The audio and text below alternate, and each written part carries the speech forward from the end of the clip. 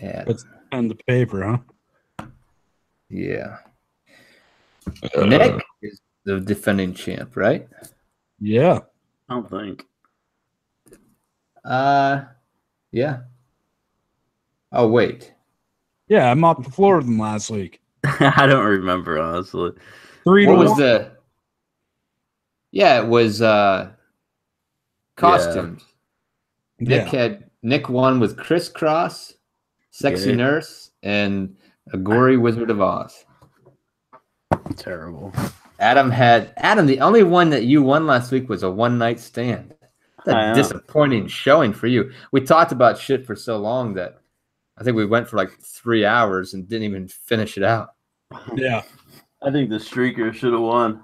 I love that idea. You can be a I'm just complete glad pervert like that. I'm glad you're still alive. I'm glad you survived the stroke. Yeah. I have not died yet. Always a plus. Took like 4 days for my headache to go away, though. It's not good. No. I got a little fucked up tonight, boys. Sorry. Was So you got a guy on the other line about some white walls? It was a gay pride parade.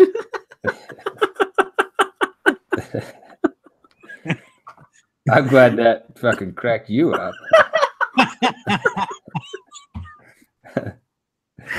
Oh, fuck. What was that from, Nick? What, the white walls? Yeah, what was that? That was Major League. Yeah. Hey, Libby, you want to coach the Indians next year? Oh, I don't know, Charlie. I got a guy on the other line about some white walls. Oh, shit. This guy's dead. I'll be right back.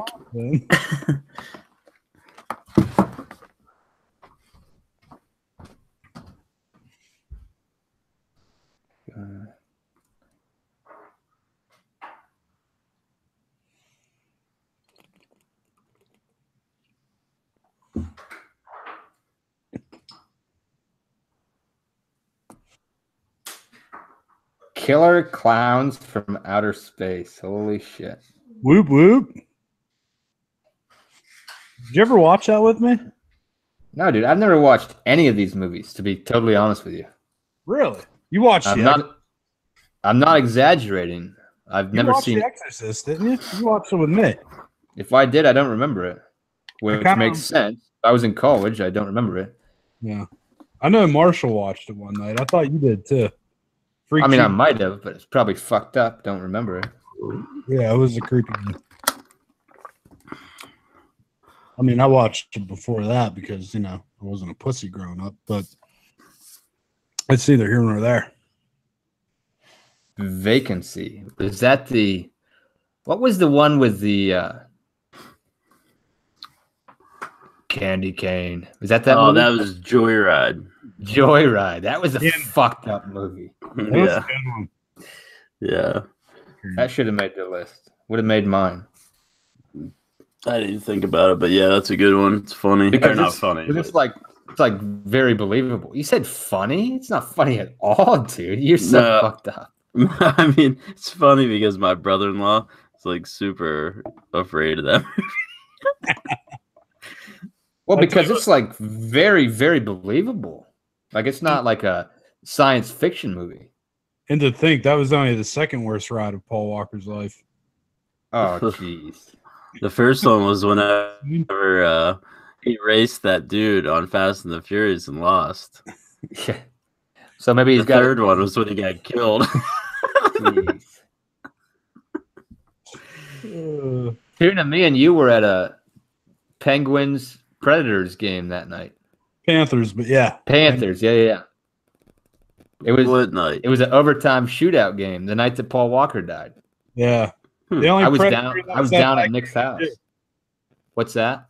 The only Predator that was at that game was you. Boy, you guys are on fucking fire.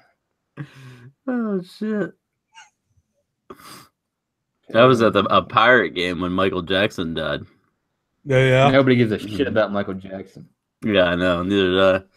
We're talking about Paul motherfucking Walker. Well, Nick was heartbroken that night, I'm sure. Nah, I was cracking jokes on Eagle about it. All right. Yeah. He died on my birthday. Was that your birthday? I remember it was in the summer, obviously, when I was at Pirates game. Yeah. He molested you as a kid, then died on your birthday. Weird. He like stole my heart and then broke it. He took your butthole virginity. Jeez. I spit on your grave. What was the one where there was like Forgot I put that on there. Like a little short man running around on the walls of this house? That might have been Paranormal Activity. No, it wasn't. I can't remember what it was. It's not on either one of your lists. What was it? See No Evil? Was no. Oh, People Under the Stairs. No. What the fuck was it? Willow. No, it wasn't Willow. I heard you already say that three fucking times. It was said no. E.T. You said Little People. It was E.T. That movie was frightening. It was like a small man. It was like a boy child running around in the fucking walls. Bad Santa. No, there's been like 2 or 3 of them made since then. There was one movie that I saw that was called The Doll or The Boy. I can't remember. And this girl like was hired to babysit this doll because these people like treat it like their kid. The boy. Yeah. And he ran around the walls like a freak. That wasn't it, but that sounds about the same thing. That shit fucking freaks me out, dude. Dude, there's something in your wall. I can see it moving. I don't like scary movies. I don't. Like, I was telling Nick this while you were over there masturbating or whatever you were doing. I have never seen any of the movies on either one of your lists. Jesus. I still believe you watched The Exorcist. I believe you watched with me and Marshall. If I did, it meant so little to me that I claim that I didn't. I'm glad our time together. Yeah, just like the rest of our memories together. Yeah, you're hurtful with your words, Quaid. Oh, stop it. You're hurtful with your gestures. All right. Yeah, I'm just waiting on you guys. All right. Asshole. Adam sounds like fucking Darth Vader over there, the way he's yawning. All right. Sorry, I actually took a nap. I just woke up like 5 minutes before I got in here. I was so tired. What's the problem? Strokes. I guess strokes will do that to a guy. Yeah. I'm like an old man now. I take naps. What do we have? We got a couple of matching ones here, right? Freddy versus Jason is a match. Mm-hmm. And Paranormal Activity is a match. Yeah. We can cover this one. What's that? We can cover this when we start the show. Well, I just want to wrap my head around it, asshole. Why don't you wrap your lips around this? Jesus Christ. Oh, fuck. What have you guys been doing? I was only 20 minutes late. Judas Priest. All right. I was waking up. Somebody on the other line with a white wall ready for you or what? Yeah. Yep. Yep. What are you drinking there, Nick? Water. My beer ran out waiting for you.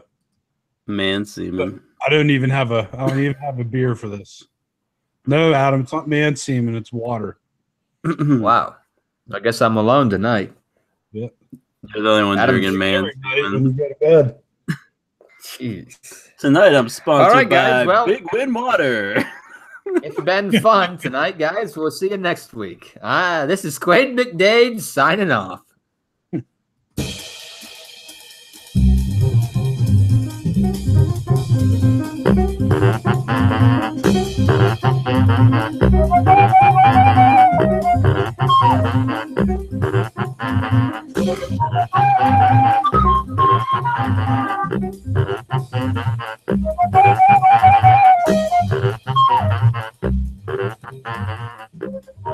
Hey, ladies and gentlemen, welcome to the show. This is the Master Debate with Quaid. I am your host, Quaid McDade, joined by the same two knuckleheads. We got Nick and we got Adam. Tonight, we're going to talk about the top 10 horror movies of all time. That's HORE horror movies. Nick, welcome to the show. You are the defending champ coming off a win last week. How's it going? It's going good.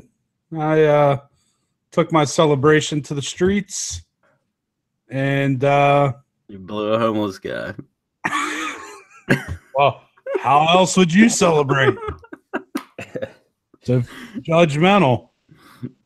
Nick, what's the big grocery store chain down there in South Florida?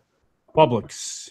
Publix. Do you remember that one time we were coming out of Publix and you had a case of beer on your shoulder, or you're carrying it on your shoulder, and there was this homeless guy sitting out there, and he said, "Hey man, let me get one of them cold beers," and you laughed at him. No, he goes, "Hey man, do you got $1?" Like, that's right. Sorry, I used my card. Well, can I get one of them beers, man? And you laughed at him. That's something I can't part with. That is one thing I'm not going to be able to part with. That's what you said. And never broke stride. Kept right on walking. I was so embarrassed. He didn't find it funny. No, neither did I. I was like, geez, he's probably got a weapon on him. He's homeless, but he definitely got a gun. Yeah. Adam, welcome to the show, you loser. I wasn't giving anything out of my share. I guess I could have seen if you were willing to spot one. We were probably drinking MGD at that time, weren't we? Ooh, probably. Okay, Adam, go ahead back to Adam. That kind of stalled dead. I tried to go to Adam, but you reined it back to yourself. Adam, welcome to the show, loser face. Did you have a good nap today? Yeah, it was all right. I was just waking up, feel like garbage. But well, you look like shit also. Thank you. You are welcome. So last week we talked about the best Halloween costumes. We're going to stick with the Halloween theme for the month of October. So tonight we're going to talk about horror movies. HORROR. Horror movies. Yes, go ahead. Is that like your Halloween costume you're wearing tonight? You going as like a Seattle lesbian? Oh wow, that was cute. You're lucky you're closer. I just want to bring everybody up to speed here. I was a little bit late getting on here. They're sitting here waiting for me. We've been online here for about 10 minutes, and they've done nothing but make fun of me and try to make jokes. I hope that someone else can understand how childish their humor is and that this wedding is horseshit. All right. So, any more questions before we get started? I have a question. How was that gay parade? No, just kidding. Go ahead. I was just waiting for you guys to get done laughing. Well, we're very funny to ourselves. Yeah, I missed the punchline. I mean, you guys, these people listening probably think I'm wearing like a tutu or something. I'm just wearing a flannel shirt, dude. What's the big deal? Are you guys turned on or something? Mm-hmm. Oh. It's like a Freddy Krueger shirt for everyone just listening. Yeah, you know, like a Freddy. It has the right color to be Freddy Krueger. I like it. Well, you creep me out the way you say you like it. So let's move on before I vomit in my mouth. I can tell you right now, dude, if I was a gay male, I would have no interest in you, Adam. I'm offended.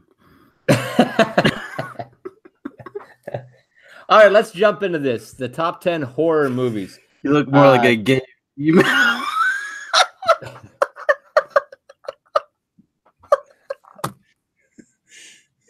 Sorry, I don't know why that's funny, but it's hilarious to me. I didn't hear what you said. I said you look like a gay female. Like a lesbian? I think the name of that is lesbian. Oh, God. I don't know. I'm not allowed to say the words that these people are called now. Sure you can.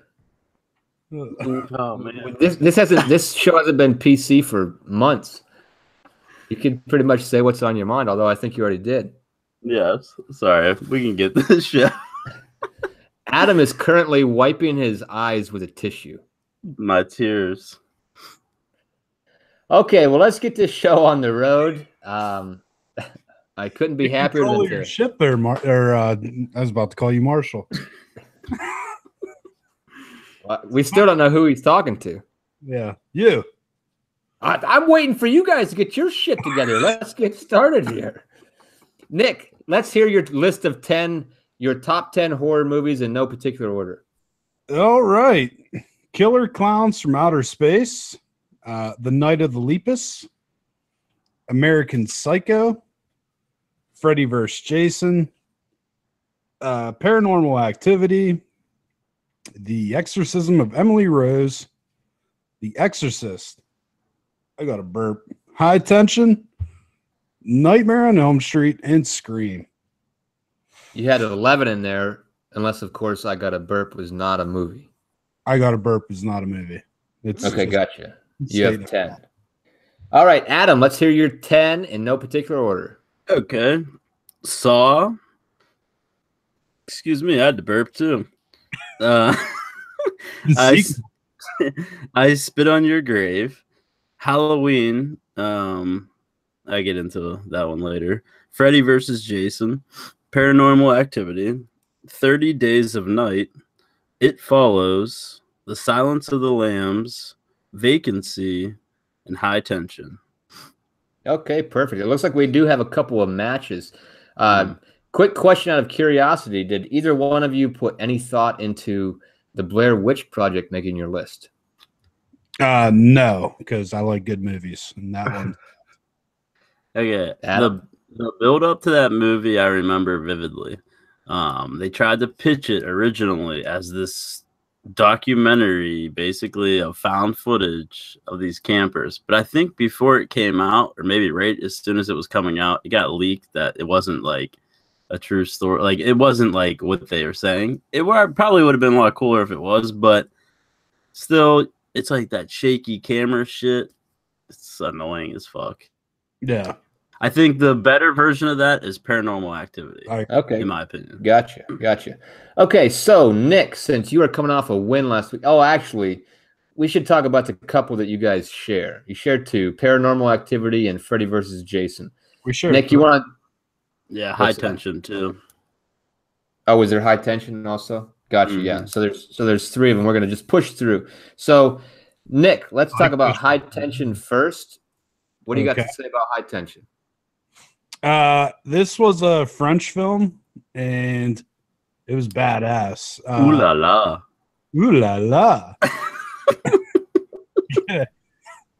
You get a couple hot French girls in it. You get one hell of a lady masturbation scene in it. And then you get a dude that's getting a blowjob from a severed head. Then things get crazy.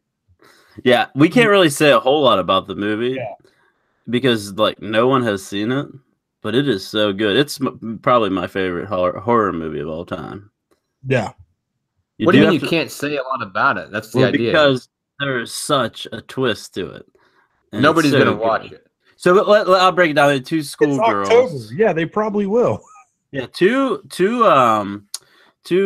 like college friends basically are going back to the one girl's parents' house in France, farm country, and along the way, I don't know. There's like a serial killer going around killing people, so he comes to their house and horror ensues.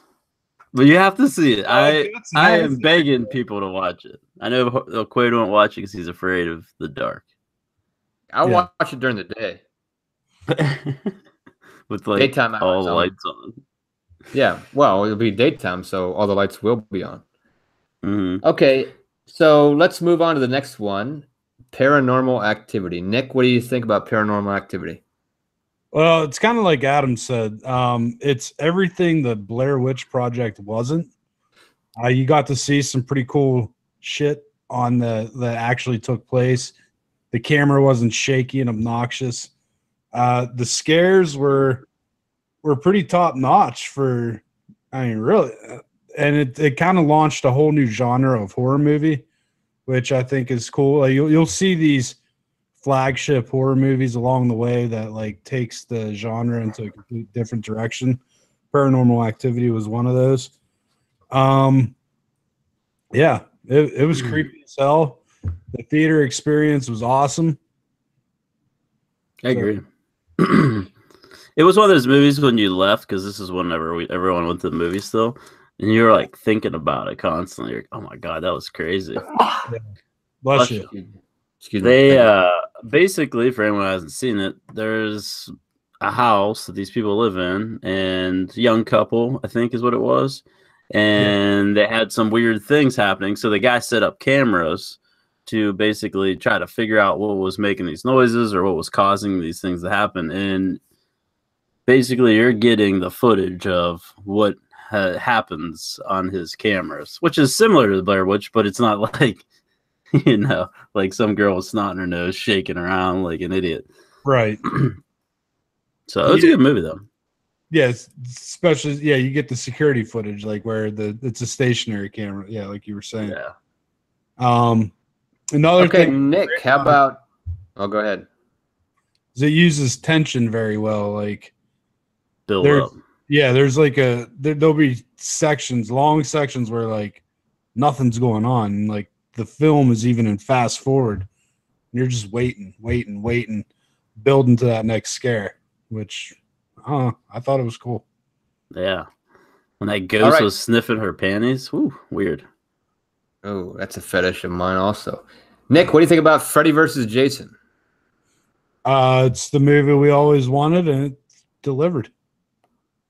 Yeah. So yeah. I mean, you have two superhero style. They're basically superheroes in the horror world. You got Jason and Freddy, and they've been basically rival franchises, making a million movies all these years, and finally they put them into one movie. It was like a dream came true, and I'll tell you what, it was awesome. The build up to it was awesome. Yeah. There was like a website with, I think the MGM or somebody was like had bets like a bet line on it, and like it was crazy. It was they did a weigh-in. Yeah. It was awesome though. I mean, for people who grew up watching those old horror movies, Nightmare on Elm Street and Friday the 13th, it was just like finally, you know, it was perfect. Yeah. And the story was good too. I thought it was done very well. And yeah, and the kills were awesome. The gore was fantastic. When Jason is when he goes into the cornfield where he like busts up that kegger where Kavanaugh was drinking, just starts placing people up while he's on fire. It's fucking killer scene. Yeah. And then his first kill where the dude's in bed and he just takes it and bends it up, turns him into a V. Yeah. Sounds kind of gay the way you explained it, but yeah.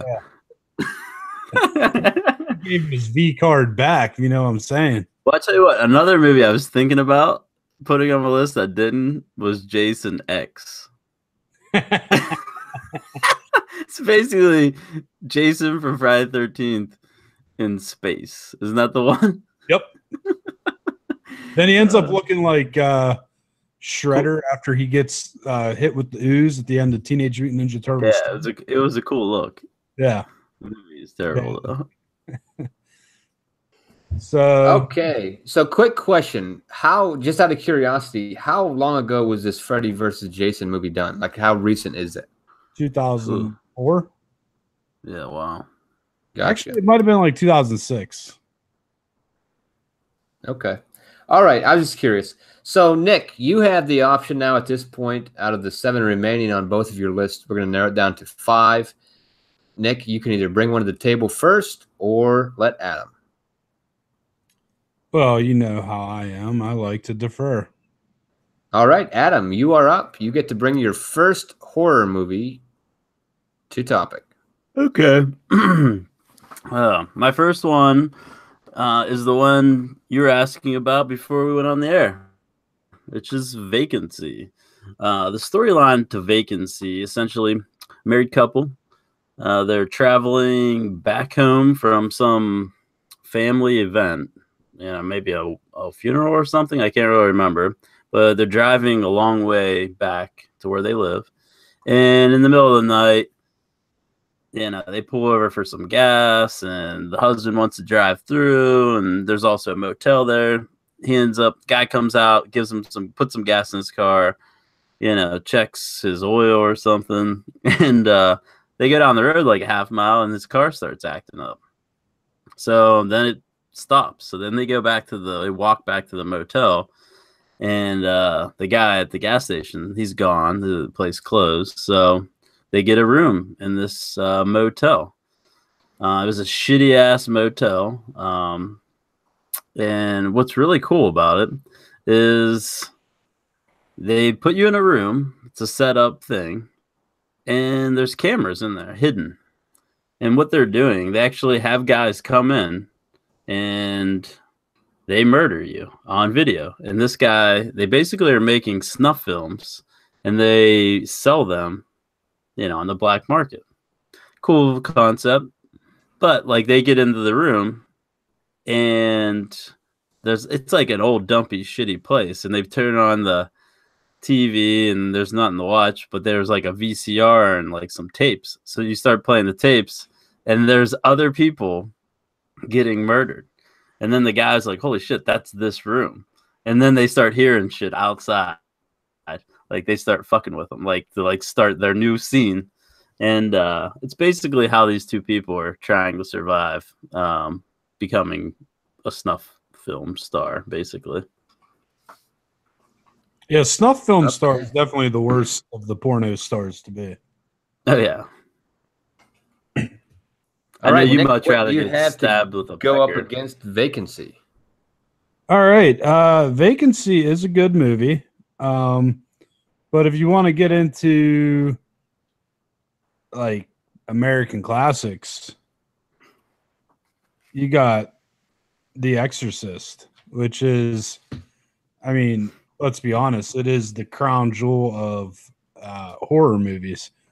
The movie is about a little girl named Reagan who gets herself a Ouija board, and she starts talking to a friendly ghost.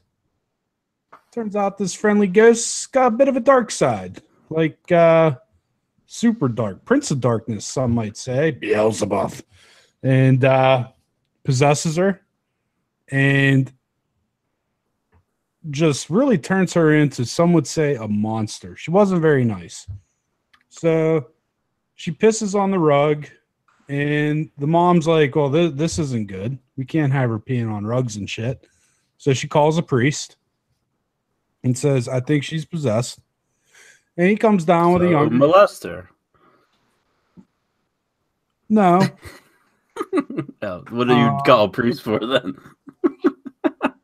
For an exorcism. Oh. Yeah. So he comes down with his buddy, and shit gets real, man. They're battling Satan. Satan's holding on to this little girl. She's vomiting in their face. She's walking downstairs backwards on her hands and feet, and just doing some of the weirdest, creepiest shit that anybody has ever seen. And she did all of her own stunts. Linda Blair actually broke her back in the process of doing some of these stunts for this movie. It was a rough process. But The Exorcist is considered one of the most scary movies of all time. It still stands up today. We're talking 40 years now at this point, to where it's still one of the scariest things you could watch. And I think that I don't know. I think that's kind of a trump card there when you think of it. Adam, why Vacancy and not The Exorcist? Okay. So, first off, The Exorcist, for me, possession movies, don't do it for me at all. Any of them. And I know there's been a lot of other ones. They're just not my thing. So, I wouldn't put it on my list because I'm not particularly a fan of that genre of film. But I think Vacancy was so scary because maybe within the year after I first saw the movie, I went to Cincinnati, and I was on my way back, and we stopped.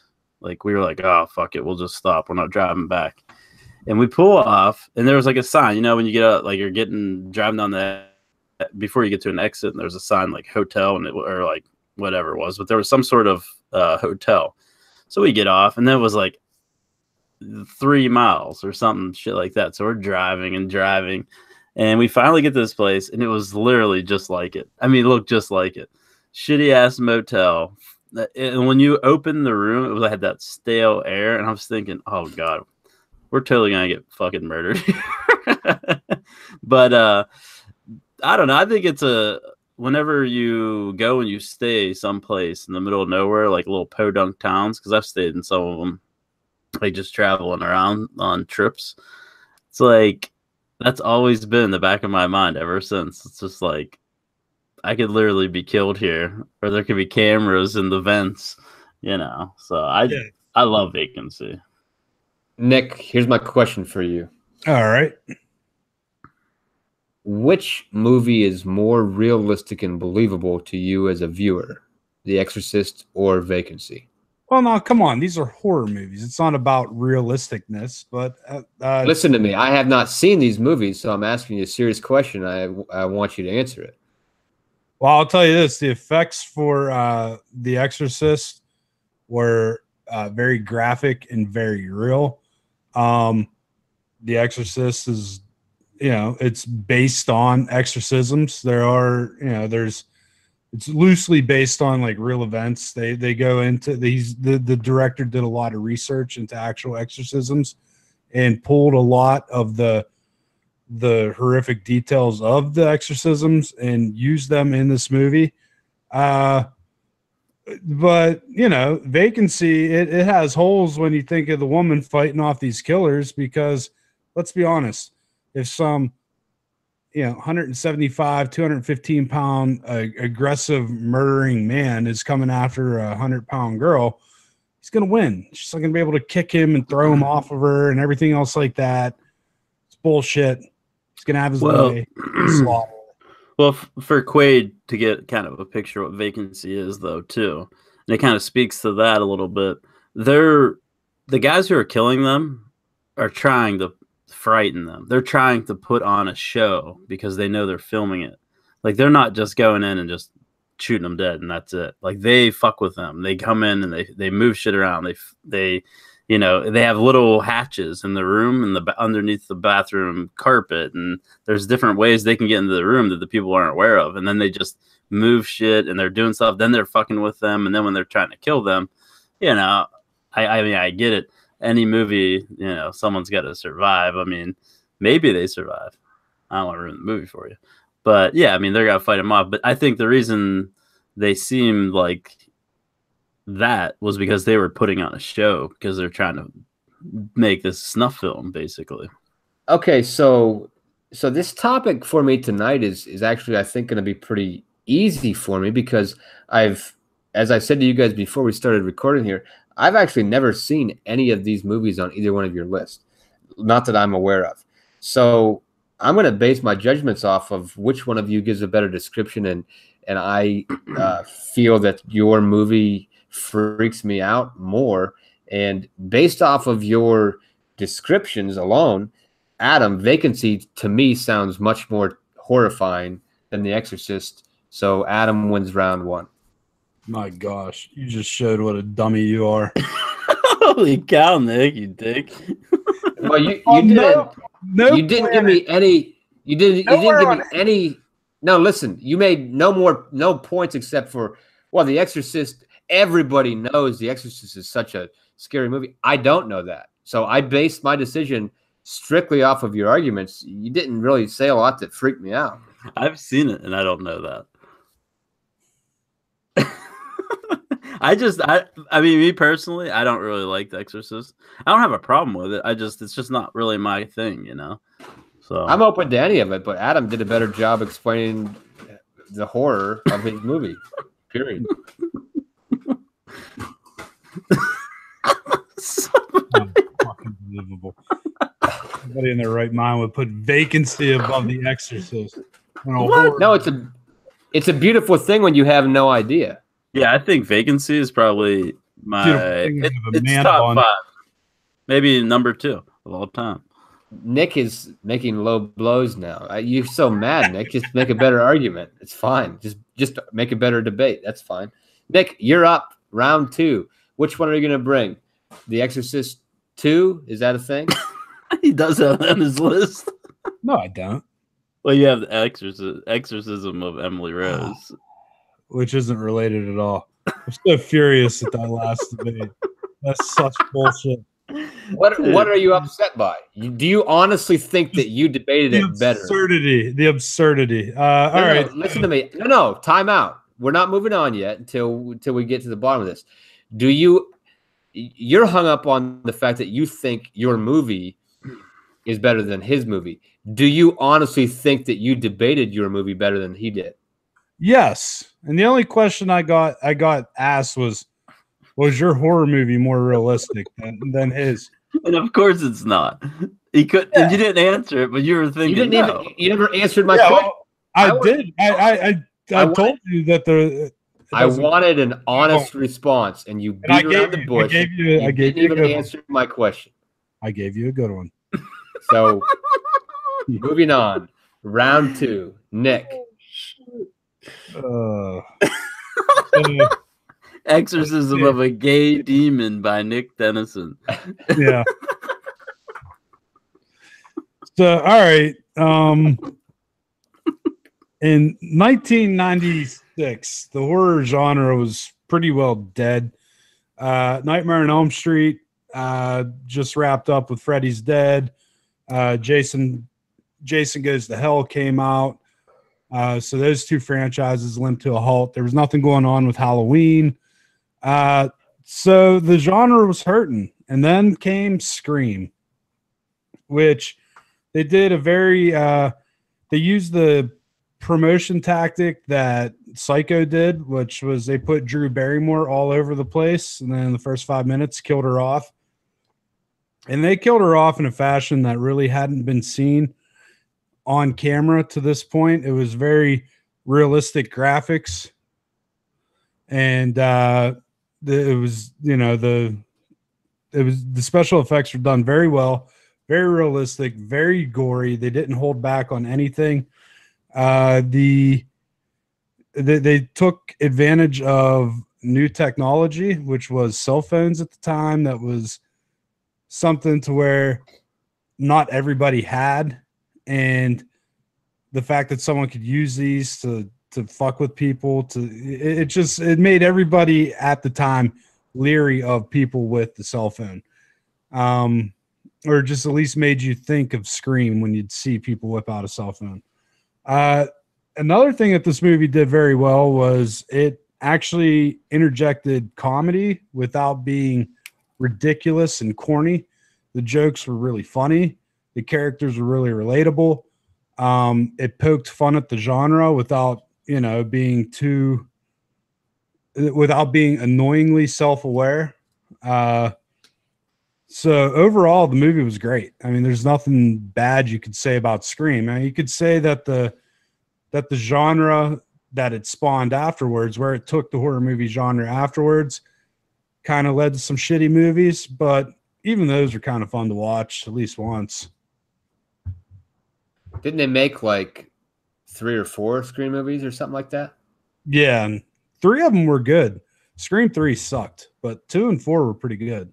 I like the ones with the Wayans brothers in them. Yeah, those were good. That was actually going to be my question. Didn't they have ones that had the Wayans brothers in them, or was that something else? That was a spoof. What was it called? Scary Movie. Oh, that's right. Which was funny, though. Yeah. It was very All funny. right. Adam, what do you have to put up against Scream? Oh, man, this is a tough one. Scream. Okay.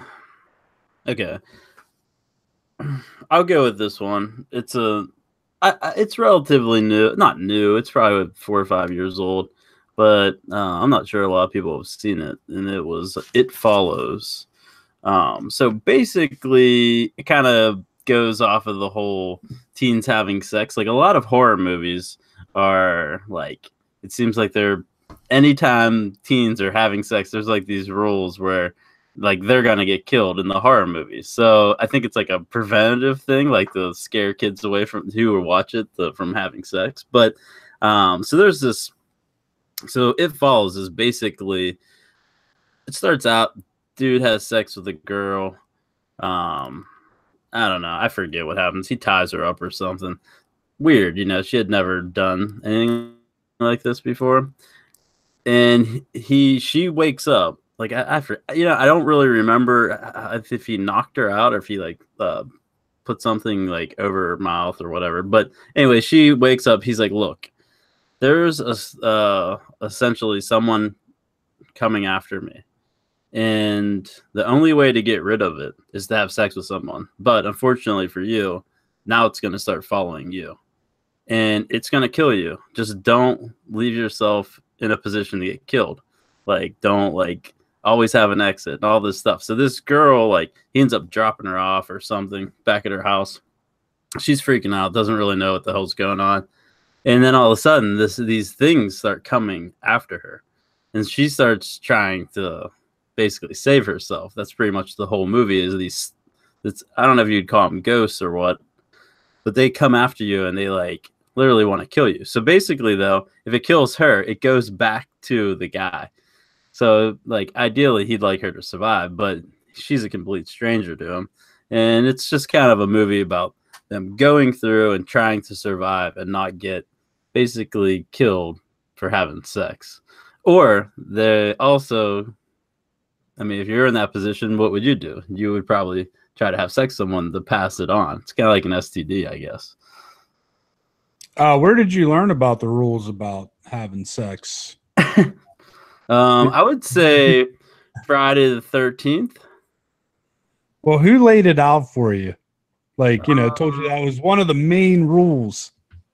Who told me? I don't know. Probably the Nightmare on Elm Street. No, this for Halloween. It's funny how he like presented like, oh, in horror movies there's like a rule about the sex.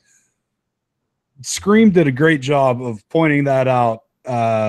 They pointed out, but they didn't invent that. That was just they didn't invent it, but no, just the fact that like part of the cleverness of Scream was the fact that it, you know, scenes like that where like they poke fun at the genre where they're pointing out like, hey, yeah, if you want to survive a horror movie, don't have sex. And then, you know, it becomes kind of a joke, but not in a cheesy way, to where it's like actually pretty funny and not too obvious. One of the better things about Scream is the fact that like it doesn't hold back on gore on any of the kills, and every kill is pretty much memorable. I mean, from Drew Barrymore to the Fonz getting stabbed in the principal's office, and the girl getting killed in the garage door. I mean, these were fucking classic kills, original kills, and every one of them left the audience gasping. Okay, have you ever seen Scream, Quaid? No, I've said this several times. I haven't seen any of the movies on either one of your lists. I thought maybe you had seen that one, forgot, because everyone seems to have seen that. For the reasons Nick explained, it was super dead time for horror, and that movie was like a new twist to horror. But there's a couple of things about Scream that are silly, that aren't realistic. And I know that having sex with someone and then basically getting some sort of spirit chasing you, trying to kill you, is not realistic either. But Scream, okay, just imagine you're in high school and people, like, I think there was like 2 people right off the bat get killed, and everyone finds out about it at school. So what's the first thing you would do, Quaid? You would have a party, a big banger, bro, and your parents would all be okay with it. There's like a serial killer running around murdering people, but they're okay with everyone going and getting shit hammered and probably getting murdered again. But don't get me wrong, I love Scream. I just think that It Follows is more like, it's one of those thrill, like it's constantly thrilling. And I'm not saying Scream didn't make you jump, because it definitely had moments that made you jump. But I think from standpoint of, maybe it's just because I've seen Scream so much, but I think It Follows is just like such a creepy movie. You know, they're running around trying to survive, and you want to talk about graphic shit. I mean, it's like the spirit that's coming to kill them shows up as like her grandmother, or it shows up as, you know, it doesn't always just show up. You know, it's not some monster. And it's like it showed up as some old lady with like, she's literally pissing her pants, or not pissing her pants, just like she had like a gown on, you know, like a nightgown, and she's just like pissing all over herself and doing all kinds of weird things. Like, in these kids who did get killed, they're like breaking their legs, compound fractures. If you're talking about like violent stuff, but did you ever see that, Nick? Did you ever see It Follows? I didn't. I think you would like it though. Some of the scarier scenes on YouTube, which means they're all out of context. I mean, it really did nothing for me. Yeah, but you should I was watch going to trying to watch, you know, get caught up, because I thought you'd probably argue for it. Yeah, I think it's a cool movie. I just think it's a cool concept. It's an original concept for a movie. Yeah. Like, just like, it's almost like like you said, the movies there's rules and there's reasons. There's like an underlying reason that these movies are being made. It's like to prevent kids from having sex, or prevent people from partying and drinking and doing stuff they're not supposed to as teenagers. But never drink and do drugs. Yeah, exactly. And like, don't ever say, I'll be right back. Yeah, this is almost like, you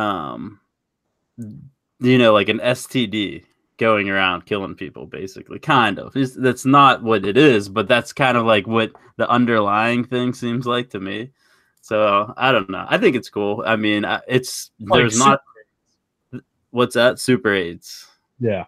Yeah, there's not like, and that's another thing. There's not a single person that you've ever seen in a movie before or since. Like the people are all like, you know, they're not like big name actors. You know, it's still a really good movie. So sometimes I like my horror like with anonymous people. You know, it makes it a little bit more realistic. I gotcha. You know what I mean? Like, you know. Yeah, that's like definitely a valid point. Yeah. So this is what I'm understanding from this argument. It sounds to me like It Follows is, you know, some weird demented form of birth control or abstinence preaching, which maybe will work in the future. Maybe it's working now. It does sound entertaining. I will probably try to watch it. Nick did a great job of arguing for Scream, but also my deciding factor was, Adam, you had a difficult time saying anything negative about Scream. So we basically had two people arguing for Scream here. So obviously Scream has to win round two. I think at that time, Nick made a good point about horror movies being not really relevant. And Scream did make horror movies relevant, even though it's like that horror is like teeny bopper horror. You know, it's mainstream teeny bopper horror. But look at what it spawned, not just other Scream movies, but I Know What You Did Last Summer, that whole genre, like that was all spawned from Scream. Mm-hmm. You know, there's a lot of things that came from it. So it was, I mean, I think they were good points on Nick's part. And It Follows is a little hard to explain if I mean, maybe I did a bad job of explaining it, but basically it's just like, I don't know, kids trying to, and it has a lot of that. What's that TV show with those ugly little kids on Netflix where they're like Rugrats, Stranger Things. It has a lot of that feel, Stranger Things feel, and that was before Stranger Things. Right. It has like, you don't really know. I know that Stranger Things in the 80s, but you don't really know what time frame they're in because the cars all look old. Like a lot of the shit they're doing, like the, you know, shit around the house is like his like from the 80s, you know what I mean? But then they're doing modern things. It's like, I like that. It like fucks with your like concept of like what era are we in, you know? Right. So just for those who aren't aware, Quaid left again, so he probably had to empty his pea-sized bladder like usual. Probably into his own mouth, fucking pervert. Yeah. just but pissing up a stream. I remember I watched Scream. The first time I watched Scream, I watched it at house, and it made you jump a couple times, like they surprised you, and that whole storyline of kids like being behind it. I don't think I'm going to give anything away because I think everyone's seen Scream except Quaid, because he lives in Amish country, and who knows what they watch up there. They watch the radio and listen to that old timey radio. He celebrates Halloween by listening to War of the Worlds by Orson Welles. Yeah. Listening to the chickens clucking around his bedroom. But yeah, like I just think that Scream was it brought horror into a new era, basically. Yeah. So okay, we are 1-1. Adam, you're up for round 3. Which one would you like to bring to the table first for round 3? I know my friend Mike would kill me if I didn't bring this up, so I'm going to. Okay, so the movie I'm going to talk about and argue for is the movie called I Spit on Your Grave. Nick, did you ever see this? Oh, yeah. Yeah, I was going to say, did you see the original? The original, no. I saw the remake with the really hot broad. Yeah, like super hot. So there was an original movie, Quaid, because I know you haven't seen it. It's basically in the 70s, if you could just imagine a lot of that Friday the 13th feel, like with those, how cheesy everyone looks, with their like porno mustaches from the 70s, shit like that. So anyways, there's a girl. She's, but I'm arguing for the newer one because I can barely remember the old one, but they did a remake of it in the 2000s. And so basically, smoking hot girl. I think that's the key point to this whole thing. If I'm you listening. watch the movie. Yeah. I mean, and she's pretty much naked the entire movie, like fully naked. So it's definitely worth watching. And that's my argument. Yeah, that sounds very scary. So anyway, so she's out in this like house out in the woods, like a cabin. I think she's a writer, and she went away to like try to, focus on her writing or some shit like that. And while she's out there, some local hillbillies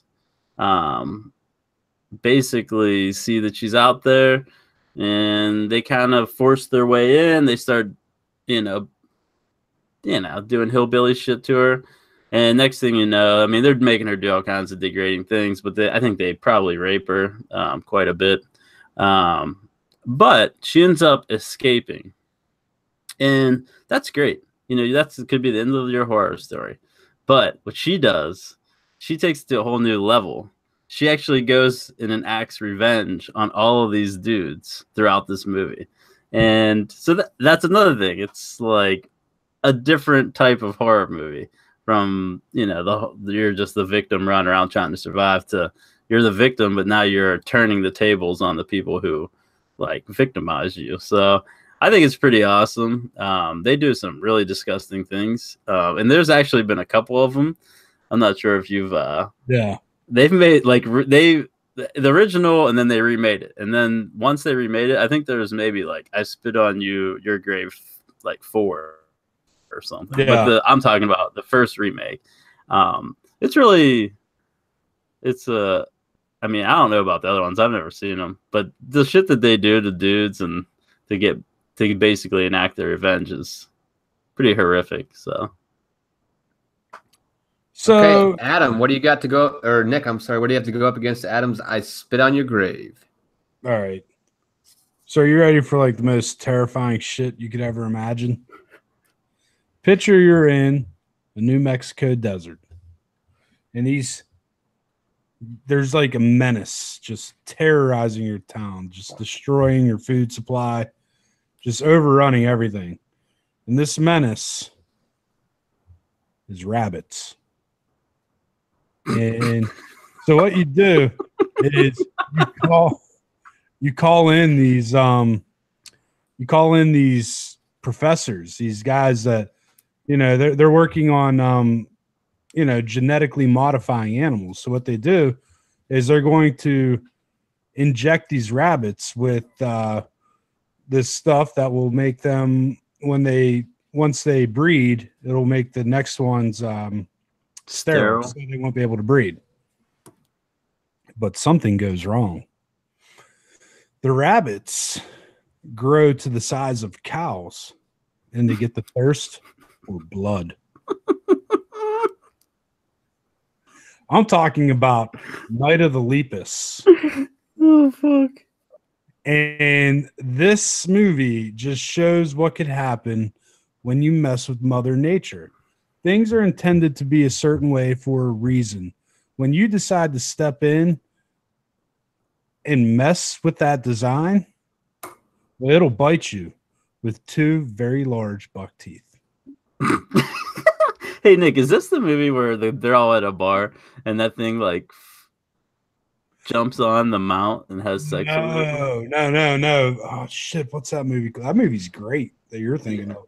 Yeah, that should have been on the list. I forgot about that. But I know what you mean with this one, too. Night of the Lepus. Lepus, is that Lepus? Is that the like the biological term for a rabbit? Yeah, I think it's like the Latin term, yeah. Rabbits are horrific. Yeah. Especially the size of cows. Yeah, exactly. Now, okay. So you think this movie sounds kind of dumb, right? I'm guessing you guys are like, oh, that's kind of a stupid concept. Yeah, dude. Look, they use practical effects in this movie. When they want to show the bloodthirsty rabbit, they don't use CGI. This is back in the 70s. They just get a real close-up shot of a real bunny with, ketchup around his face. When the bunny is attacking a man, they can't do it with CGI. They have to get a guy in a bunny suit to do it. So that sounds awful to me. And the best part is when they ransack a house, you could tell that it's like just actual bunnies walking around the dollhouse. It's so awesome. No, it sounds terrible. Okay, there he goes. I personally hate old movies because they can't do the special effects that they do today.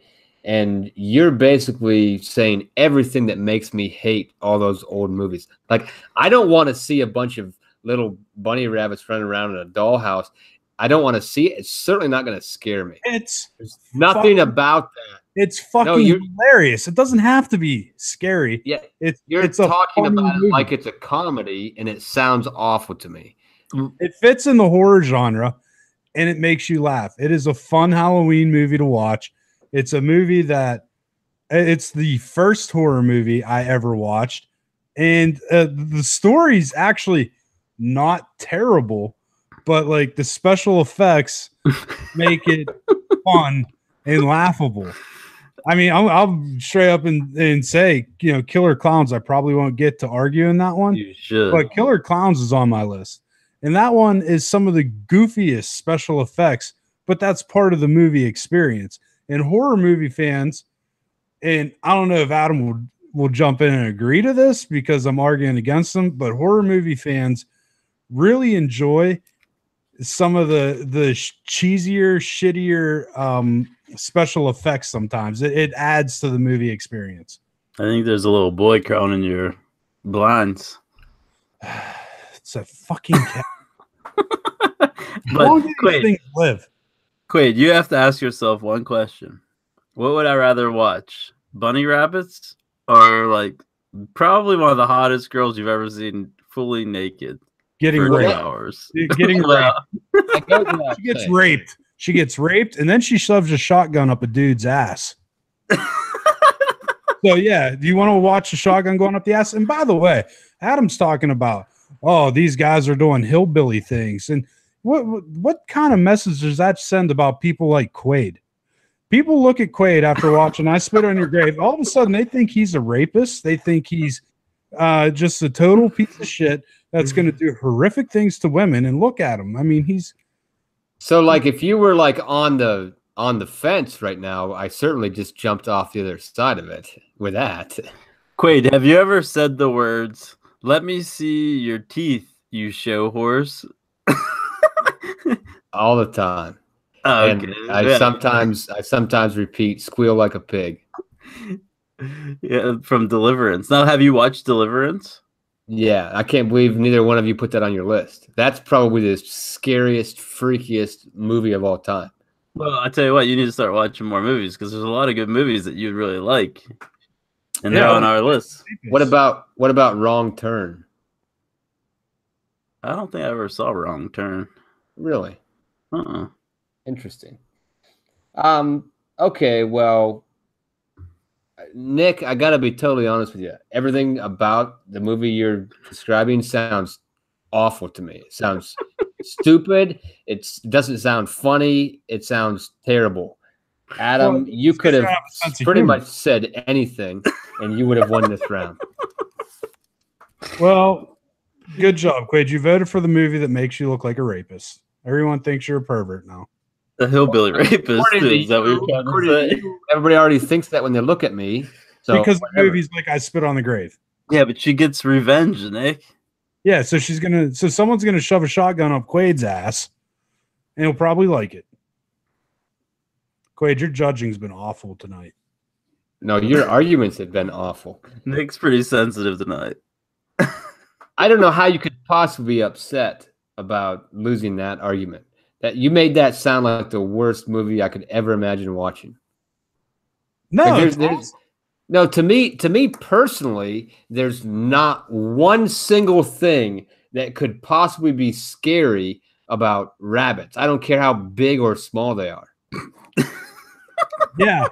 No, look, I agree, but that's what makes the movie awesome. Is the fact that this was a big budget movie that they thought would really work as a horror movie, and it was so just awfully bad that it was awesome. No, we're not talking about like the top 10 horror movie flops of all time or anything like that. It wasn't a flop. It's a good movie. It's a good movie. It's fun to watch. Terrible, and I feel bad if anybody else that's listening has actually ever watched it before. It sounds awful to me. Watch Night of the Lepus. It's great. No, I'll never watch it. I hope I never even hear about it again after this moment right here. Nick, you're up. Your new favorite movie. Yeah, it's right up there with Point Break. Keanu Reeves is in it too. Yeah, that's the only thing that would make sense to me right now. If you were like somehow tied this to Point Break and it was just a big joke, that's the only thing that would make me kind of be like, oh, that was a little bit clever. Nick, round 4. You get to bring one up first. What do you got? Hopefully it's something better than that piece of shit. Well, it obviously wouldn't be the story of your life. What'd you say? It was a bomb insult. Just let it be. An Obama insult? I said a bomb insult. Just let it be. A bomb insult? Like you mean like you think it was good? Yeah. Yeah. I doubt that it was very good. I think it was great. Oh, sorry for laughing. So yeah. All right. So the 80s was probably one of the golden ages for horror movies. You had Halloween that was moving into, it started in the 70s, but 80s is when the sequels were. You had the Friday the 13th and the Child's Plays, but I think the best one of them all was Nightmare on Elm Street. This movie was actually inspired by real events. And you're thinking, what? This is about teenagers that get killed in their sleep. Correct. There was a story back in like the 1800s, I believe, where some children like died in their sleep. Like it was all in like one town, and like they started like having visible nightmares, and then they would die. So that Wes Craven, he read the story and inspired Freddy Krueger, which was the nightmare demon that was in Nightmare on Elm Street. Now, some of the great things about Nightmare on Elm Street was it was something different from the regular slasher movies, to where this guy haunted you on a psychological level.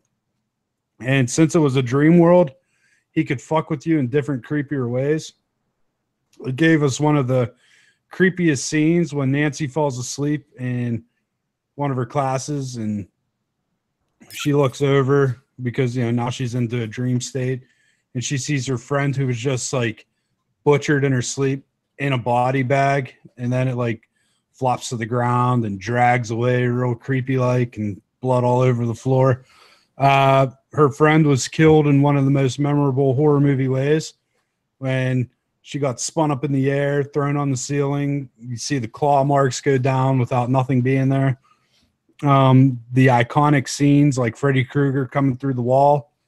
As far as Scream Queens go, Nancy was the best Scream Queen of all of them. She was gorgeous. She stuck with the franchise through like all the movies and fought off Freddy multiple times.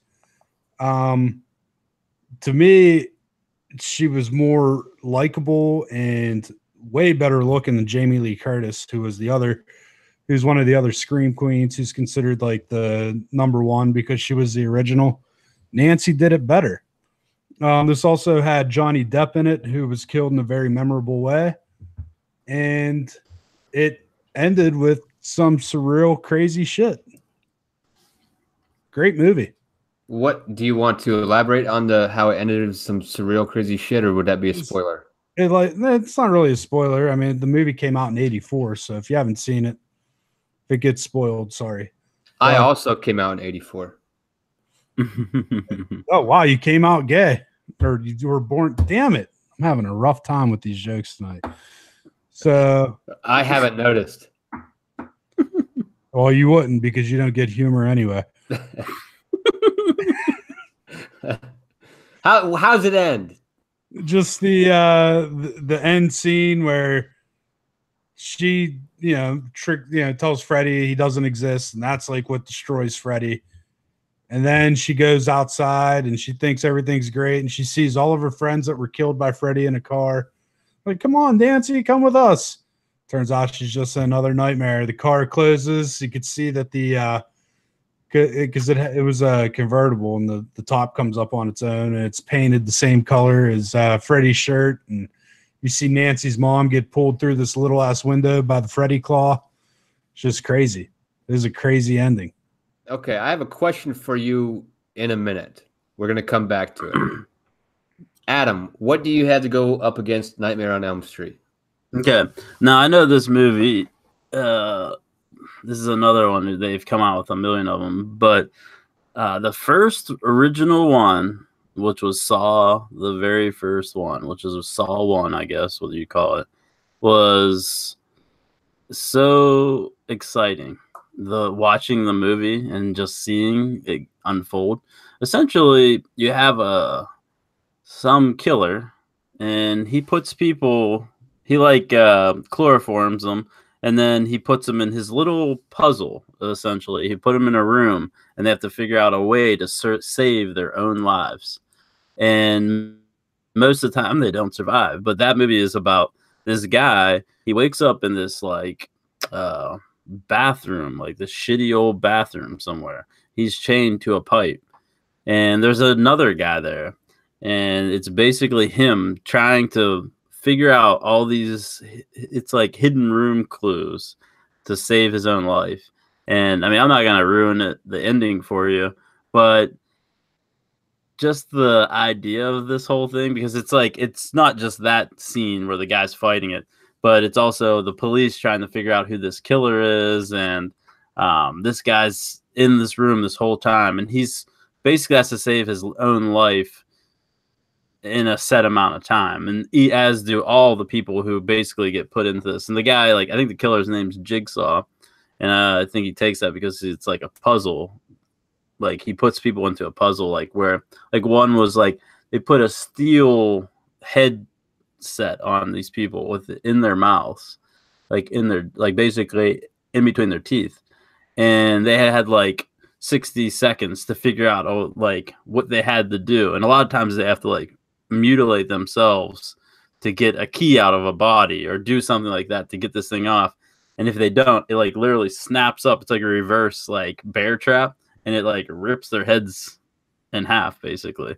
But I think the first one was just so this guy in this room trying to figure out how to save, and in the meantime, his wife and his daughter are also kidnapped by this killer, and that's part of like, you know, how he motivates this guy to try to save his own life. He has his wife and kid kidnapped, and he plays them a tape of them like saying, "Oh my God, we're being, you know, we're gonna get killed. This guy's gonna kill us," and he shows him video of it. But it's just like really cool. So it motivates him to do extreme things to himself, to others, to get out of this situation, to try to save his own life. So it's a movie. I think if you're gonna watch a horror movie, that's a good one to watch. Saw 1. So. Nick, why not Saw? Saw has great kill scenes, but basically, I don't know. To me, the story lacks. I think it's basically just building to new and interesting ways to kill people without anything really there. You know, they give about a 10-minute spot at the end where they explain, well, this is why we're going to kill. This is why we do what we do. Or this is why Jigsaw does what he does.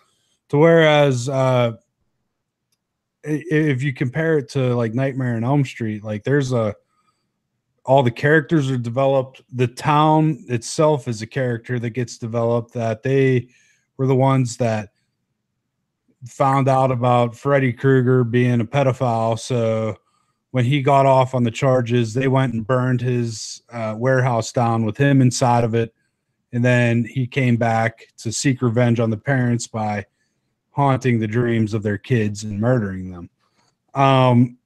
Everything in there is developed, like to where Jason in the past was hardly developed. Jigsaw, for instance, got very little development. Now, Jigsaw got development once you got into like 2, 3, 4, and 5, but the Freddy character was fully developed in the first movie. Something that was new and unique to horror movies and really hasn't even been followed up on that well. It did it best. Adam, question. Do you agree with Nick with the fact that the character development was better in Nightmare on Elm Street than it was in the original Saw? Yes or no? One word. I don't think so. No. Okay. Nick, question. Adam's smirking. I'm just laughing. You're lying. No, because I wanted to say more. But okay, go ahead then. Go ahead. Okay, the thing I would say about, for someone like you haven't seen either movie. I think the idea that your nightmares can kill you or it's frightening, you know, that's like when we were growing up, me and Nick, because we'd seen the movies, you know, we thought, oh my gosh, you know, that's so scary, you know. But like when you really look at it, it's like if you were adults at the time, you'd say, well, you just wake up. And that's really what all the answer is to Freddy, is just wake up and tell him he doesn't exist. He doesn't, and that's it. Where this guy's chained to a pipe and has to do crazy things to basically save himself, save his life.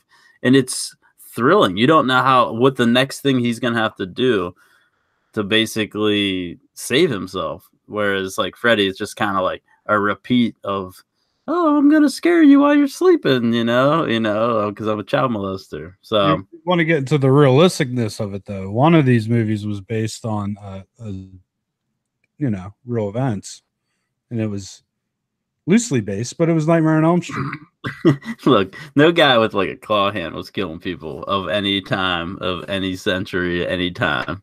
No, but there was something that happened in a town where multiple kids dreamed. I get what you're saying. Of a guy. That well, you don't know. You don't know that. I mean, that's what Wes Craven wants you to believe, but they probably died of like carbon dioxide poisoning. Honestly, it was like late 1800s. They probably had a fire in their house, and they probably didn't have it vented properly. They probably died of that. You know, and it probably had very little to do with, you know, child molester who's coming back from the dead to enact revenge. I didn't say it was an exact. Well, you said it was based off of a true story, which really I understand. It was inspired by real events. I was gonna say I think most horror movies are based off of something that's somewhat factual. Now, they're not, they don't stick to the true story. It may give the writer an idea. You know, like kids probably went to a lake and got murdered one summer, you know, and that spawned Jason, you know, or, you know, I'm just saying there's things like this happen that inspire people to write certain things, but that doesn't, I wouldn't call it based on fact, you know. That So wouldn't be a Nick, good argument. Nick, let me get this straight. This Freddy character was a real person, and once he died, then he was haunting people's dreams. Is that accurate? Yes. Okay. All right. So here's what I think. I think that both of these concepts of both these movies are horrifying to me. Honestly, they are. Because obviously, who hasn't had a nightmare that felt very realistic? I think we all have had that. Hopefully, it was not about a child molester, but we've all had nightmares that were terrifying and they felt real. The idea of Saw and what you're telling me, Adam, is somewhat believable. The fact that you just have this fucked up individual that's has this master plan, call him Jigsaw. That's terrifying. I think that one of you did a slightly better job of painting the picture that I needed painted for me, not watching either one of these movies. And Nick, I think you did a good job of painting the picture of Freddy and Nightmare on Elm Street. So I'm not saying that Saw doesn't sound terrifying to me, because it does, but I had to give this one to Nick and Freddy and the Nightmare on Elm Street. Sweet. The reason I liked, oh, sorry, go ahead. I was gonna say I actually don't like Saw. Mm-hmm. So, like, yeah, that I didn't. I wasn't that impressed. Yeah, you would have thrown another little tantrum, but but anyways, the cool thing that I thought about, like why I like Saw, was I went to the theaters, not really knowing a lot about the movie, and I don't think a lot of people did, and it was like a storyline that made you like you put yourself in that guy's shoes. That guy's shoes. Your wife and your daughter are like kidnapped and potentially going to get murdered at this time, and you have to save yourself, get out of this room to save them by the time and I don't want to say what he does at the end, but like to get out of it, you put yourself in that shoe and you say, man, would I do that? Like, you got to be like, you know what I mean? Like, you know what part I mean. So is Saw responsible, like the movie concept of Saw, is that solely responsible for these escape room projects that we have going on around the country? I think Saw, much like Scream, kind of changed. Like, it was like a new era of horror movies. I mean, I know they have a lot of Saw movies, like they have 7 of them or something, but I think like escape rooms and everything are based off of that. Like, you're in a room, you have to figure out how to save yourself. Yeah, that's what it comes down to. And right. Which is terrifying. Yeah. So I think that something that Nick did a good job of pointing out in this argument for this one for Nightmare on Elm Street was the character development, which you can't really do anything about that, Adam. It's not your fault that the Saw movies are, you know, there's 115 of them. You can't help that. It takes a few of them to develop the character of Jigsaw and whoever else is in there. But the reason why they didn't develop the character of Jigsaw in the first one was because the guy, you were right there with the guy trying to figure out how to escape, and you were clueless as to why you were there. Like, and they wanted you to be clueless. He was clueless of why he was there, why he was the person picked to be there, and they kept you as the viewer clueless too. So character development was actually not like, that was the opposite. That was the point of being. Which is actually super terrifying to me now that I really think about that. Yeah. That's absolutely horrifying. I'm not changing my mind and my decision for this round, but that is honestly, that's probably more horrifying to me than the idea of the Nightmare on Elm Street movie. Nick, I think you did a better job of arguing it. As far as terrifying movies, I will probably never watch Saw, any of them. they get a little ridiculous. I think like the first couple were good, but then it's just like they're doing it just to do it. Like every Halloween, there's a new Saw movie for like 10 years. They still come out? I don't know. They done? I doubt they still come out, do they? I mean, they'll probably come out with one in like 3 or 4 more years. Just like bring it back and try to get another money grab in there. Yeah, a lot of people like that movie genre, obviously. Yeah, because they came out with them. They were a big movie every Halloween, every one of them. So, okay, we're gonna move on to round 5. So far, we have Adam with 2 and Nick with 2. Adam has Vacancy and I Spit on Your Grave. Nick has Scream and Nightmare on Elm Street.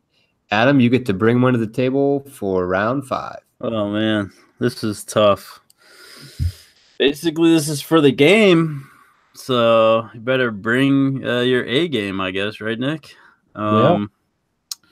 When I look over my list, I know what Nick was trying to do with his little argument. He's trying to set himself up to rip mine down for 2 rounds, but I'm gonna go with Halloween.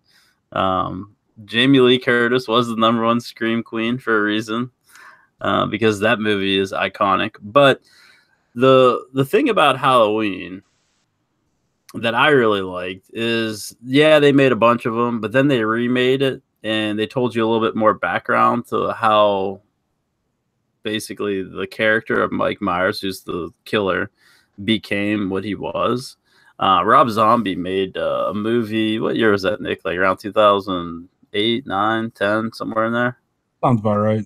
Yeah. So basically, he remade Halloween, which there's been a million remakes of these movies. And he basically started from when Michael Myers was a child. And basically his upbringing, his environment, the things that happened to him and pushed him to do certain things.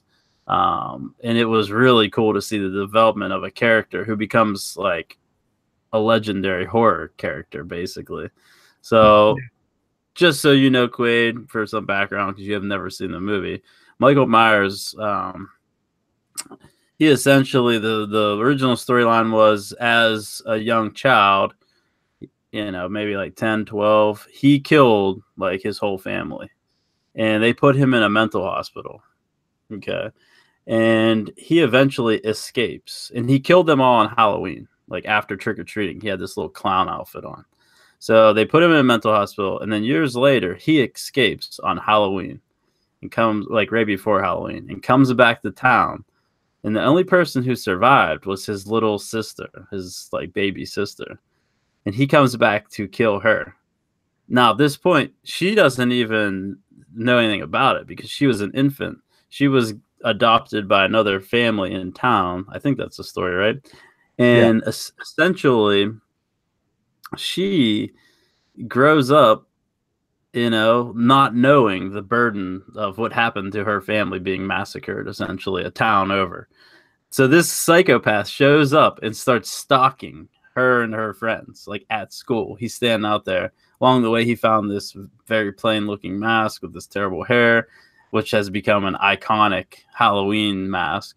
And and then they keep thinking they see him. And it's like, what the fuck? And they play this music that's all creepy. And eventually, like teenagers do, it's Halloween. They're like having a little get together. And Mike Myers finally springs the trap and starts killing everyone again. And it's up to the sister, his younger sister, to, save herself. So it's an awesome movie. I would highly suggest watching Rob Zombies. I know, Nick, we talked about this. A lot of people,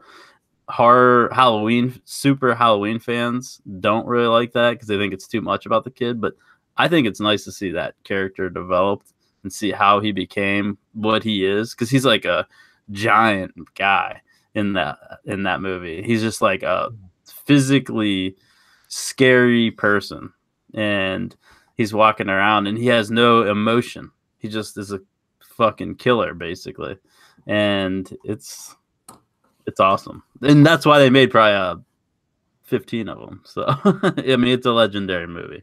Right. So you're arguing the Rob Zombie one.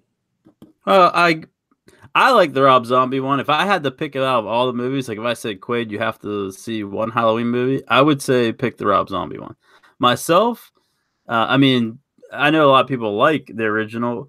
I think they get into the same storyline as the original, but I like the Rob Zombie one myself. So. Okay. Well, I mean, I only asked because you threw in the original Scream Queen, but she wasn't in the Rob Zombie one. Yeah, no, but what I was saying is you were already tearing down Halloween last round, so. Well, I honestly, I think the original Halloween was boring. I thought the Rob Zombie one was better. So, yeah, just double checking, seeing which one we're going with. Yeah. So you're arguing with Adam now at this point? No, I'm not. There you go, Nick. Thank you. No, if we're comparing Halloweens, I would say the Rob Zombie one's better. So in the 80s, life was about excess. You want more money, you want more clout, you want to have the nicest suit, the best haircut, the best business cards, and nobody portrayed this better than Patrick Bateman in American Psycho. This movie was fantastic. Christian Bale played Patrick Bateman, probably one of his most iconic roles, and that says a lot for an actor of Christian Bale's status. And he played a psychopath who goes through just, you know, daily activities where he's like going to work and everything. You just see him start cracking apart to where, you know, when he kind of crosses that bridge when he murders a bum, and then he's like, okay, well, it's on now. Like, you see him doing sit-ups to Texas Chainsaw Massacre, getting pumped up for the day, getting all ready to go. And then he decides he's a little tired of his girlfriend, so he wants to get a hooker. So he gets that hooker, and he invites a friend over. Gonna have a threesome. Says one of the best lines in any movie ever when he says, "Don't just look at her ass, eat it." And then when they're in the middle of the threesome, he's like flexing in the mirror. It's just one of the craziest things. Probably one of the best kills in any horror movie is when Paul, I forget his last name, he's like his main nemesis at work because everything he has is just slightly better than Patrick Bateman's, except for his haircut. Patrick gets a slightly better haircut, but they go to the same barber. And really, Paul's biggest mistake was he had a nicer business card than Patrick Bateman. And that just threw him over the edge. And he was able to get reservations at this fancy restaurant, Dorsey's. So they go out, they're having some drinks. He goes back, he puts on a little Huey Lewis in the News. And all of a sudden, you know, you see Paul, he's just lounged out on the couch, like totally shit-faced drunk. Notices there's a bunch of like newspaper on the floor. Patrick Bateman comes out in a raincoat with a nice shiny axe and just buries that fucker into his skull and just keeps whacking. It's fucking great. And while he's doing it, he's like, hey, try getting a reservation at Dorsey's now, you fuck. Because that's what's important. Wow. Dude, it's fantastic. Everything about it. He kills the hooker by dropping a chainsaw from 4 stories up, and it falls right into her back. Just slices her wide open. Wow. Yeah. American Psycho, man. Let's get crazy. Why Halloween and not American Psycho? Okay, Halloween. Okay, what are we doing here? Top 10 horror movies, because we're lead up to the Halloween season. This movie, this genre, it's a whole entire genre of movies itself. It was named Halloween, and it was ballsy enough to do that, and it made enough legendary movies to be like everyone knows Halloween. How many assholes every time you go out are dressed up like Mike Myers every year? Because he's probably one of the most iconic killers of all time. So, but Patrick Bateman was on your list of best costumes. He was. I did like that. Well, I like that costume, and I didn't get to explain it last week, but well, I mean, I kind of did. I don't want to say a joke because me and Nick love that movie. movie from the shit that he says, and it's just absurd. It's just like hilarious. I don't want to say it's not Lepus funny, like that kind of funny, but there's some things that are kind of like that, like But as far as Halloween goes, I just think having that is the epitome of a menacing character. And it's a menacing, scary character that everybody could be afraid of. And that, I'm not afraid of a stockbroker. I don't care who he is. Those bankers could wreck your life. Yeah. Halloween. Okay, so they named the movie after the scary holiday, and they've banked on that for years. Good for them. But the Michael Myers story is the least interesting of all of the 80s monster movie stories. See, I disagree. He's not as good as Jason. I think his story, and the reason it's so good is because of what they did with it in Rob Zombie's movie. He developed the character. The guy who is just a faceless, just killing machine. Actually, now you see how he became that killing machine. And it's very similar to how a lot of serial killers become the killing machines they are. Like, that's literally, it goes more into the psychology, and it matches it up really well with what actual serial killers do. Well, people have very bad upbringings, and they become very violent people. American Psycho is all about the psychology of a serial killer. You see him go into berserker mode, where he's just, killing everything in sight, shooting at cop cars and everything like that. Doing those broads, flexing in the mirror. Yeah. But one of the best scenes in the movie, as far as like a horror aspect, is when he has his secretary over, and she's talking, and he walks behind her, and he pulls out a nail gun. He's about to put 2 nails in the back of her head. Can't do it, but the tension is there. I mean, there is like so much tension. She doesn't even see it coming. She just thinks he's walking around, because why the fuck would he have a nail gun, stashed behind the couch to like pop her in the head? But like, he pulls it out, he has it to the back of her head, and you're like, holy shit, he's gonna kill her. And then you see the little sliver of humanity that he had left as he let her go. And I think that's right after that he called the hooker and his friend. Yeah, but if you want to talk about like tension, okay, you're in school and you look out and you see this guy out there, and he's just standing on it, like beside a tree, and he is like in a costume with a mask. Basically, he's got all coveralls on and a mask, and he's this huge dude. And then you look away and you look back and he's gone. And you see this around town. I mean, it like plays into your mind as the audience, but also the character. It's frightening. You're like, what is, like, am I seeing this? Am I losing my mind? And then finally the motherfucker shows up to kill you, and you knew it the whole time that this guy was like stalking you all day long. So there's a lot of tension in Halloween. The Rob Zombie Halloween, like, he is this monstrous guy. I mean, you want to talk about gore? He kills like every single person at the mental hospital. He escapes, and he kills this giant truck driver at a truck stop while he's taking a shit. And it's like a really funny scene. Not funny, but the shit that this guy says is really funny. But it's like a pretty crazy kill scene. It's like evenly matched size guy, and it just shows that he's a killing machine. Like, yeah, sure, he's 7 feet tall, 400 pounds of pure muscle, but yeah, I don't know. I think that if those 2 movies were on, I love both of them. I would have to watch Rob Zombie's version of Halloween. Not me, man. American Psycho, to me, crosses from not just best horror movie to just like one of the best comedy. One of my favorite movies. It is very funny. It's very funny. It's enjoyable. It's not, just to defend it, it's not funny, like stupid funny. No, I don't want to say stupid funny. Just like cheesy funny, like Night of the Lepus. It just has like things that are funny in it, I guess. Yeah. Halloween, nothing funny.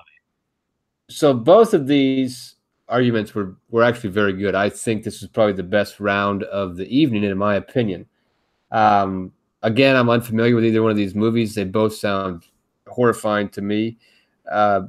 However, you both actually made me want to watch both of them for some weird, strange reason. And I'm not really a fan of horror movies, but you painted a good picture, both of you. I have to say that the one of you that made me want to watch the movie more than the other is Nick in American Psycho. You made me want to watch that movie even more so than Adam makes me want to watch Halloween. I don't know that it's a better movie. Again, I'm not familiar with them, but based off of your debates, I'm going to watch American Psycho before I watch Halloween. I think I would like to watch both of them, though, honestly. So, Nick, you take this round and the game. Wow, I'm on a winning streak. Finally. I will say Rob Zombie's Halloween has an amazing soundtrack to it. That really adds to the movie. That's true. I actually bought the soundtrack. Yeah. Whenever that came out. But that American Psycho, that's a good movie. I'm not like gonna knock it. It's a good movie. It's different. But I think as far as legendary Halloween movies, I mean if it's Halloween. Yeah. Okay, so that's my question. Now that the debating is actually over, Adam, you go first, and then Nick. Between those two movies, which movie would you rather actually truthfully watch? You think Halloween's better or American Psycho? Okay, I'll say this: if it was the month of October, lead up to Halloween, I'd want to watch Rob Zombie's Halloween.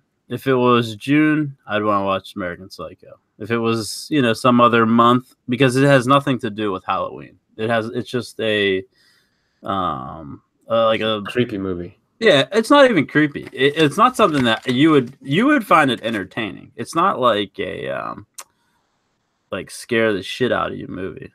It's just like this. It's almost funny in like this guy is just like a odd character. He just makes it into an interesting story. So it wouldn't be something that would scare you, Quaid. So you can watch that one. Oh, thanks. Nick, same question. Truthfully, which is your favorite of those two movies? Rob Zombie's Halloween or American Psycho? American Psycho. But I do think Adam brings up a good point that if it's like getting close to Halloween, I would probably choose Rob Zombie's Halloween over American Psycho. But the rest of the year, American Psycho all the way. So like, are we close enough right now? Like, are we close enough to Halloween? Yeah. Oh, yeah. October 9th. So as of today, you both would agree that you would watch for the next 20 days, you would watch Halloween. If I see it on, I'll watch it. If it's on TV, I'll watch it. Yeah. Or I'd record it and watch it, But if American Psycho's on, I'd probably record it too. I may not get to it until after Halloween, but you don't have to. That's one good thing about American Psycho. It doesn't have to be Halloween to get you in the mood to watch that movie. The movie's good. So, what else did you have on your list there, Nick? I had The Exorcism of Emily Rose, which is probably the scariest movie I ever watched. What was so scary about it? Well, one, that is based on a real exorcism. I don't know if you've ever heard the exorcism tapes from that exorcism. No. They're fucking terrifying.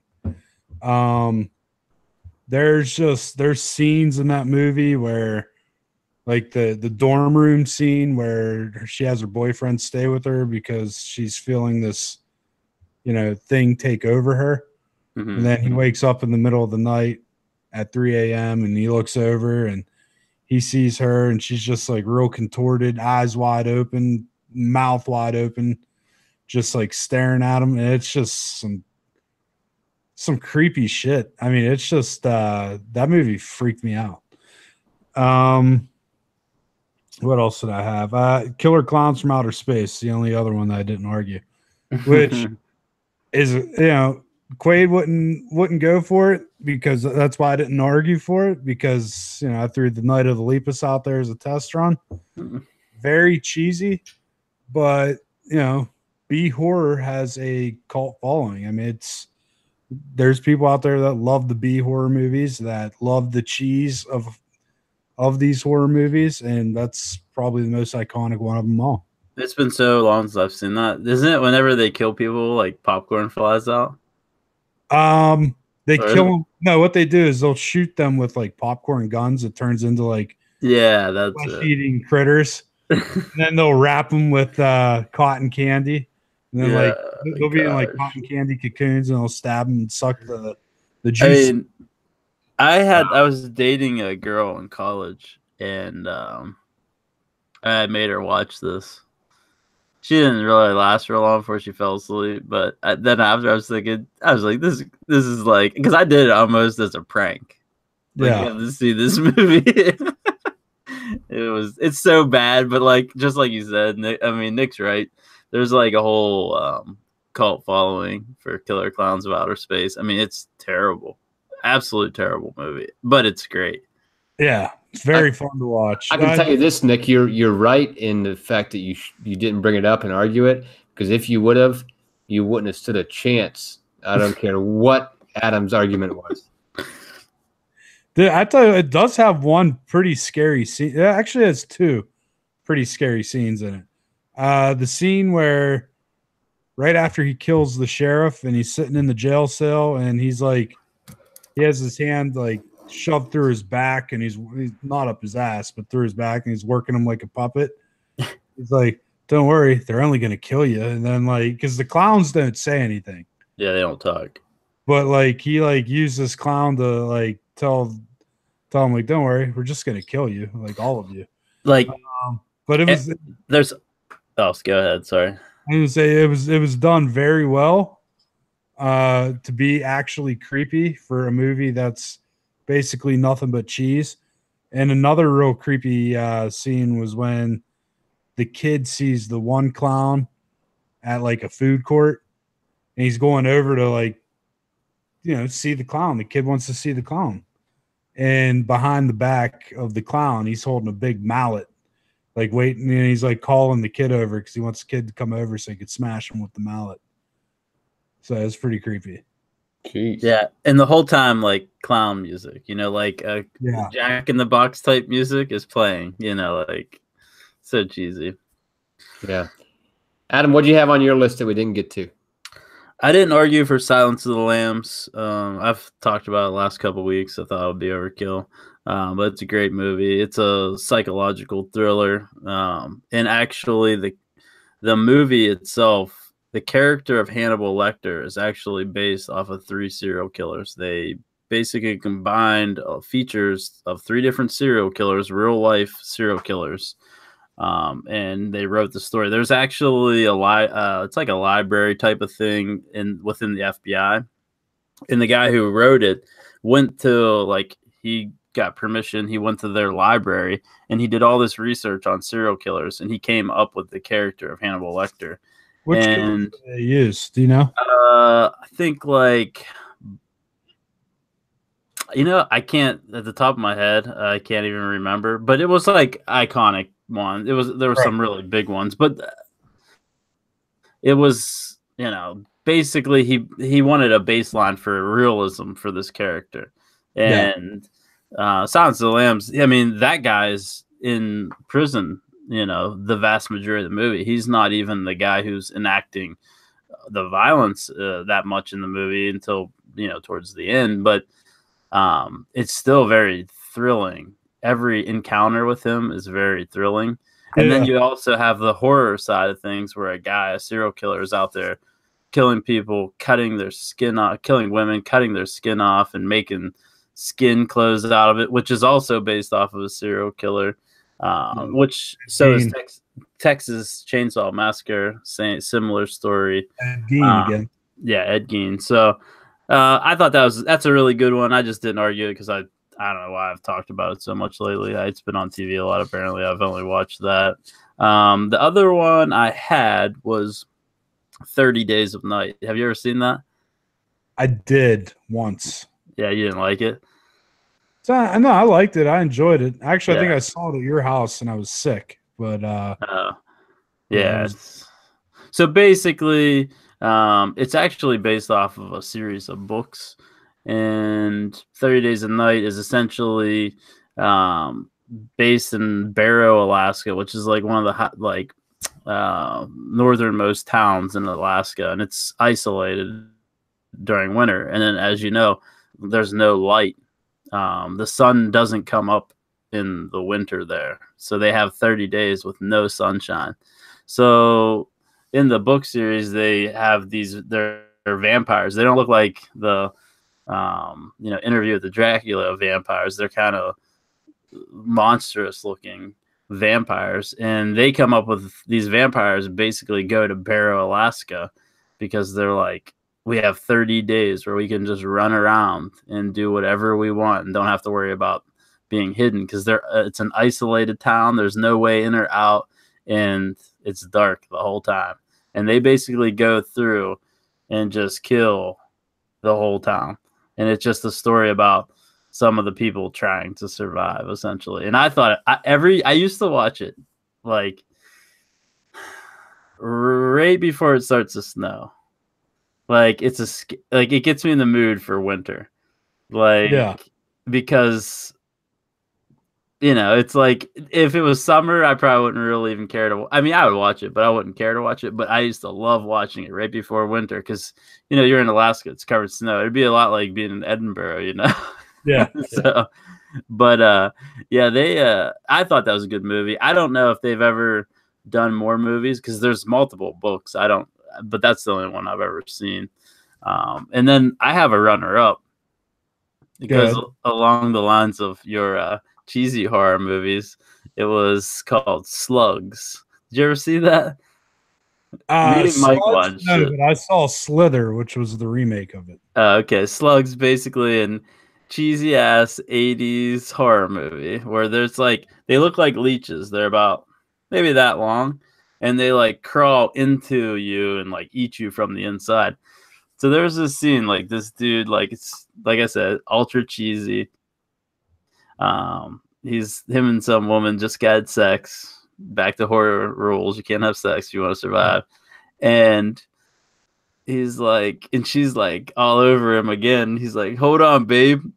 I got to recharge my batteries. And he grabs his fifth of Jack Daniels, starts chugging it.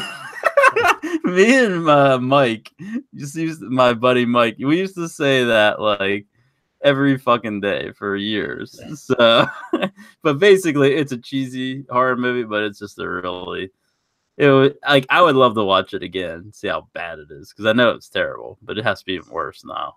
Slither's a fun watch too. The remake. Yeah, is it I've never watched that? Yeah, it's good. It's very campy and very funny.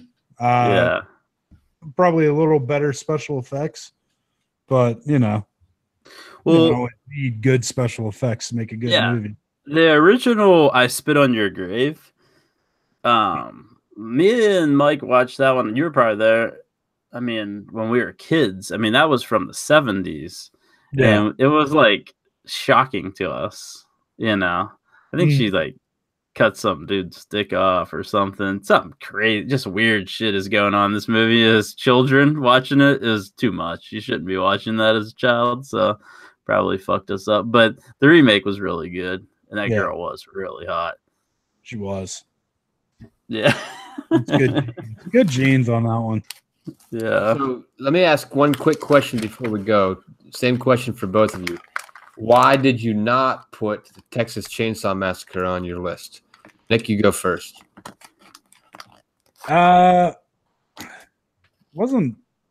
that thrilled with it. I think Texas Chainsaw Massacre, the beginning, was a pretty badass movie. But the original Texas Chainsaw Massacre, I could do without. Yeah. Kind of the same thing. I wasn't a fan of Texas Chainsaw at all.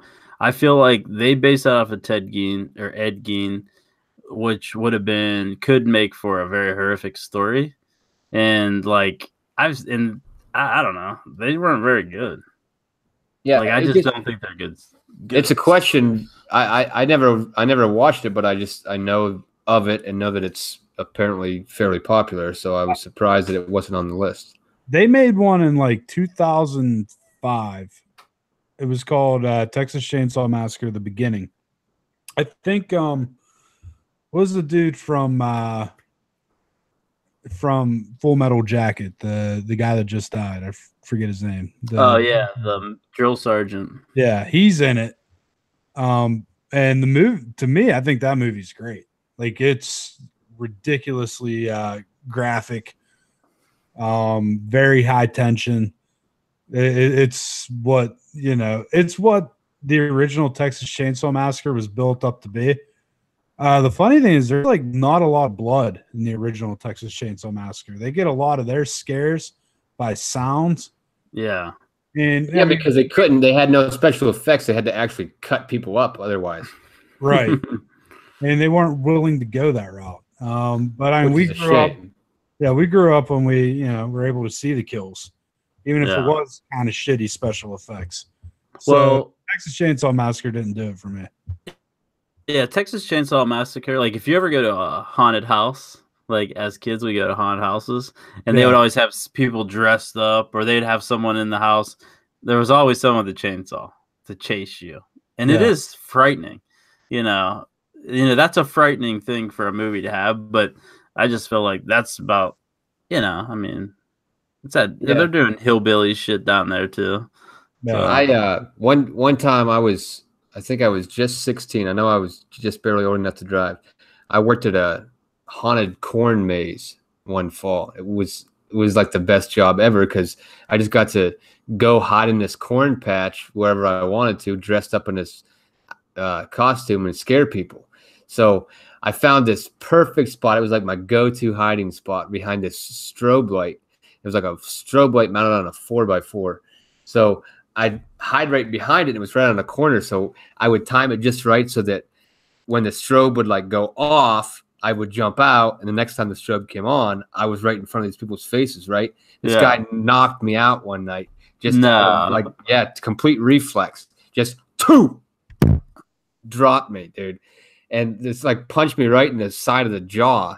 And obviously he knew that I was like a human being. I wasn't like an actual, killer. Monster. And he felt so bad and helped me up, and I got a concussion. I had to leave early. It was a shit show. Now, was this guy actually a 6-year-old kid?